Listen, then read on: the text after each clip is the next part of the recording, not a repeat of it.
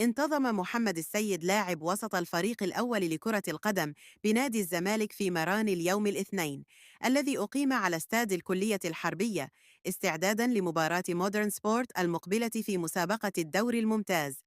جاء ذلك بعد عودة اللاعب من صفوف منتخب الشباب عقب خوض ودية المغرب، وشارك محمد السيد في التدريبات الجماعية بصورة طبيعية استعداداً للمباراة المقبلة.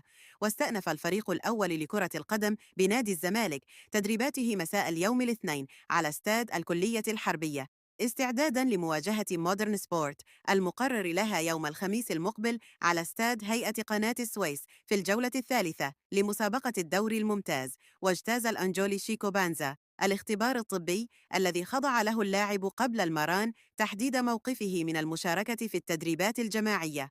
وكان اللاعب يعاني من إصابة بإجهاد في العضلة الضامة، مما تسبب في غيابه عن مباراة الفريق الأخيرة أمام المقاولون العرب في الجولة الثانية لمسابقة الدوري الممتاز. وشارك شيكو بانزا في التدريبات البدنية بصورة طبيعية، كما شارك اللاعب في التدريبات الفنية والخططية استعداداً للمباراة المقبلة. وألقى البلجيكي يانيك فيريرا المدير الفني محاضرة على اللاعبين بالفيديو قبل انطلاق المران، وتحدث المدير الفني عن العديد من الأمور الفنية قبل المباراة المقبلة، وشرح الأخطاء التي وقع فيها اللاعبون في اللقاء السابق أمام المقاولون العرب. وطالب يانيك فيريرا اللاعبين بضرورة التركيز في الفترة الحالية والعمل بجدية من أجل استعادة الانتصارات بداية من المباراة المقبلة. وفي ختام الجلسة منح المدير الفني تعليمات خاصة للاعبين لتنفيذها في مران اليوم استعدادا للقاء مودرن سبورت. أبلغ المدرب البلجيكي يانيك فيريرا محمود جهاد بأنه سيحصل على فرصته في المشاركة مع الزمالك خلال الفترة المقبلة بعد عودته من الإصابة.